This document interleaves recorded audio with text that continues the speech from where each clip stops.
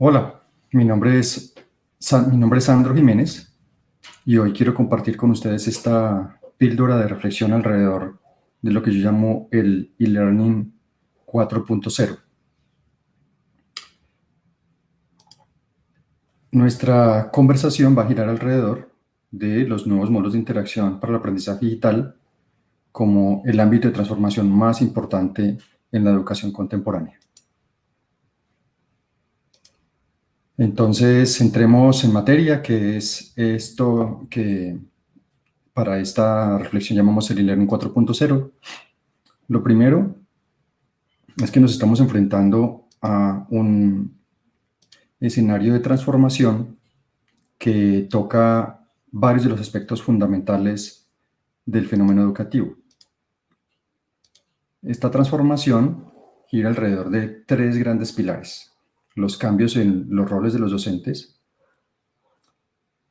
en segundo lugar, el desarrollo de un nuevo sistema operativo para el aprendizaje,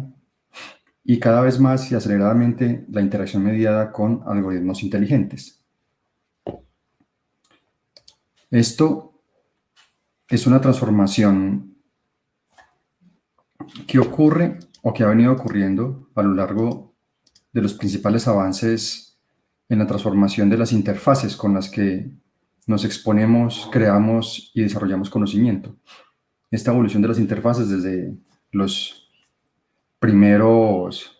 máquinas de cómputo de tarjetas perforadas hasta lo que conocemos hoy con los dispositivos móviles que tienen tanto poder o más poder de procesamiento que el mainframe que llevó el primer hombre a la luna, genera un conjunto de interacciones que son inéditas en la historia de la humanidad. Y en el contexto contemporáneo de la coyuntura de la crisis en la que nos enfrentamos, donde pasamos obligadamente de lo intensivo en lo presencial a lo intensivo en lo digital, esta evolución se ha acelerado, esta transformación se ha acelerado. En términos de educación, tal vez uno de los aspectos que venía ocurriendo alrededor de los últimos 10 años es lo que llaman la cuarta revolución industrial, pero realmente esta cuarta revolución está asociada a otro conjunto de transformaciones de esta cuarta revolución, que no es solamente en la dimensión de economía política, sino también en las formas en que nos definimos y configuramos nuestro ser, nuestras formas de ser y estar en el mundo, y nuestras formas sobre todo de interactuar con otros. En ese sentido, la ventana de transformación de la sociedad industrial a la sociedad de la información, que se calculaba y esperaba, o que ocurrió alrededor de 60 años, la transformación hacia la sociedad de la revolución industrial y de la interacción permanente con interfaces inteligentes, se calculaba en una ventana de transición de apenas 15 años. Lo que ha ocurrido en la coyuntura del 2020 es que esta digitalización de la sociedad se aceleró por un fenómeno que nadie esperaba que ocurriera, como fue el fenómeno global de una pandemia. Entonces, ¿cómo nos impacta eso en términos de educación? El Instituto del Futuro de Palo Alto de California en el 2011 produjo un informe que se llamaba Las habilidades 2020 o las habilidades para el siglo XXI. Allí, después de una consulta de multiactores, el Instituto del Futuro, y además viene produciendo informes a lo largo del tiempo desde entonces, encontró 6 fuerzas determinantes que impactaban y generaban un conjunto de habilidades que se demandarían para los jóvenes y las jovencitas que estuvieran entrando al mundo laboral del 2020 en adelante. Ese conjunto de fuerzas determinantes fueron la preeminencia de máquinas inteligentes, el mundo globalmente conectado, una nueva ecología multimedial, la longevidad extrema o la extensión de la expectativa de vida, las organizaciones como superestructuras descentralizadas y distribuidas, y un mundo computacional. Luego, en otra de las sesiones de trabajo, vamos a ver cómo ese conjunto de fuerzas determinantes impactan en el desarrollo de las habilidades. Pero en ese contexto, entonces, ¿dónde están las principales transformaciones de la educación? En primer lugar, la apropiación. Nos tenemos que interrogar cómo poder proporcionar habilidades y competencias, además de simplemente acreditar estándares. La sincronización, este reto que tenemos actualmente de cómo combinar esta relación de interacción sincrónica medida por tecnología a interacciones que no necesariamente sean sincrónicas, pero mediadas por tecnología, creen habilidades de cooperación, colaboración y formas de aprendizaje autónomo. En ese sentido, el aprendizaje nos obliga a repensar de qué forma estamos creando conocimientos, desarrollando habilidades y prácticas que mejoren nuestro desempeño y nuestra productividad, sobre todo en ambientes no asistidos o supervisados. ¿Cómo creamos valor? ¿Cómo medimos y monitoreamos las capacidades y las experiencias de enseñanza-aprendizaje para establecer una mejor relación entre qué tanto contenido se aborda o se despliega y qué tanto aprendizaje efectivamente ocurre? Los ritmos, cómo cambiar ritmos en horarios, procesos, en asistencia, en fin. Y sobre todo, al final, cómo integramos un ecosistema y una plétora de recursos que cada vez son más diversos y amplios y a veces abrumadores en cómo incorporarlos en rutas de enseñanza-aprendizaje realmente enriquecidas.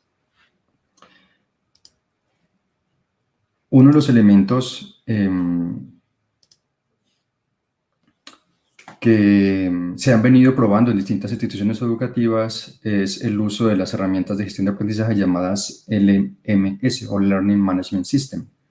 Lo que pasa es que el momento en el que nos encontramos aceleró la necesidad de disponer de ese tipo de herramientas y plataformas, pero entramos en un momento donde los propios LMS entraron en crisis. Los LMS que vienen desde finales de los 90, comienzos del siglo XXI, perdón, están en una crisis profunda porque se orientaron fundamentalmente al consumo pasivo, están centrados en el instructor y en el contenido y no en la experiencia de aprendizaje. Por eso la experiencia de aprendizaje se ha mantenido como una caja negra y el énfasis es en la conectividad, en poder, la participación se evalúa cuánto te conectaste durante cuánto tiempo y no efectivamente qué tipo de experiencia y de interacción enriquecida generaste. En este momento nos encontramos en una transición acelerada hacia los LXP o los Learner Experience Platform, donde la interacción se propone como proactiva, está centrada en las habilidades y la toma de decisiones, disponemos de data para poder orientar el diseño del aprendizaje y el foco fundamental de la interacción. Entonces, lo que vamos a trabajar en el curso y con las cajas de herramientas de la que estamos proporcionándoles es cómo generar ese aprendizaje focalizado en la interacción. Entonces, nos encontramos en ese cambio de simplemente hacer consideraciones sobre el aprendizaje apoyado en tecnología, donde a través de una mediación digital se ofrecía un contenido generalmente plano, que lo diseñaba generalmente un instructor en soledad, donde la preocupación fundamental era el control de supervisión de la conexión, la evaluación siempre al final, no de proceso, el consumo sobre los contenidos digitales fundamentalmente pasivo y a pesar de todas las posibilidades de focalización y personalización, los LMS tradicionales se configuran como una sola solución para todos los usuarios. Entonces, la transformación y la transición, esa forma de transitar de lo presencial a lo digital ha generado una crisis donde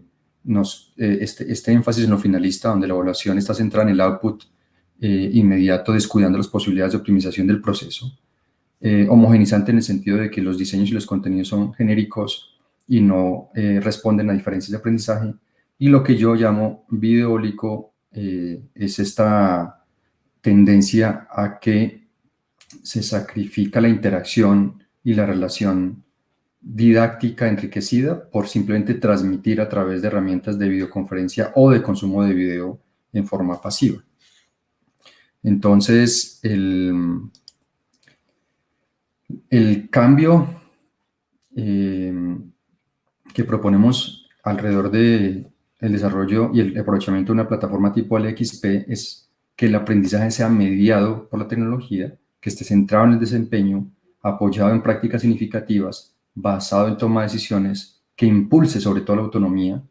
que considere los desafíos de la personalización y que se haga un proceso de transferencia continua de las prácticas del aprendiz a su mundo de la vida. En ese sentido, entonces, un Learner Experience Platform articula lo presencial y lo virtual como un flujo continuo de aprendizaje, no son mundos separados. El contenido y la didáctica se co-crean con los propios participantes, no solamente el maestro y la maestra, sino inclusive los propios estudiantes. Los ciclos de aprendizaje son cortos y permanentes, más semejantes a una conversación continua y a un ejercicio de dinamización de una experiencia de construcción colaborativa. Y las rutas de aprendizaje se adaptan a prácticas y necesidades particulares identificadas por el análisis de datos de interacción, el consumo o la producción por parte del usuario. Entonces, quiero terminar con una reflexión de por qué la interacción es el nuevo gran reto en la educación. Nos enfrentamos en esta transición de lo intensivo presencial a lo intensivo digital en la necesidad de reconfigurar la forma en que considerábamos se hacía y se desplegaba una experiencia de enseñanza-aprendizaje. Probablemente muchos temas que ya debimos haber podido avanzar y mejorar, nos estamos obligando a hacerlos aceleradamente en este momento. Entonces, encontramos aquí en esta combinación de polígonos que el polígono 01 azul es el encuentro físico o in campus, que es en este momento y probablemente en el mediano plazo el que menos disponible tengamos. Tuvimos que agregar en el escenario de la pandemia la presencia sincrónica como un elemento importante que es el segundo polígono, pero la interacción no solamente ocurre en esa relación sincrónica maestro, estudiante, instructor, aprendiz, sino que ocurre cuando se puede desplegar tutoría de asistencia que no necesariamente debe ser sincrónica, como también ocurre cuando se desplegan dinámicas de trabajo colaborativo, pero sobre todo cuando yo fomento las lógicas del aprendizaje autónomo. Hoy por hoy, en términos de tiempo, nuestro rombo verde se parece mucho más al polígono de color rojo. Lo que tenemos que lograr es cómo hacer una distribución de estos 5 momentos de manera equilibrada para que el proceso de enseñanza-aprendizaje se vuelva realmente interactivo, enriquecido, colaborativo, que fomente las relaciones entre pares, no solamente entre los propios estudiantes, sino entre maestros y maestras, también creando contenido. Entonces, la importancia de pensar cómo diseñamos modelos de interacción para la enseñanza-aprendizaje es uno de los focos más importantes del proceso de autoformación que estamos comenzando. Finalmente, se van a encontrar con una caja de herramientas que a lo largo de las distintas sesiones de este programa de autoformación van a ir comprendiendo y aprovechando. Y lo importante es eso, entenderlo como caja de herramientas, no como una solución que resuelve todo. Entonces, esta caja de herramientas incluye videotutoriales, kits presenciales, juegos pedagógicos, clases virtuales sincronizadas, la posibilidad de crear guiones para aprendizaje autónomo, el aprendizaje basado en experiencias sociales y intercambio y fomento a la relación socioemocional, la posibilidad de integrar lo offline con lo offline, el entrenamiento acelerado y lo micro como una estrategia de formación y aprendizaje avanzado y acelerado, crear sistemas de evaluación que no siempre dependan de la sincronicidad y obviamente todo el aprovechamiento de los reportes, los datos y el contenido que genera el propio usuario para mejorar su proceso de enseñanza-aprendizaje. Entonces, esa caja de herramientas la van a encontrar a lo largo de estos cursos de autoformación. Gracias por su atención.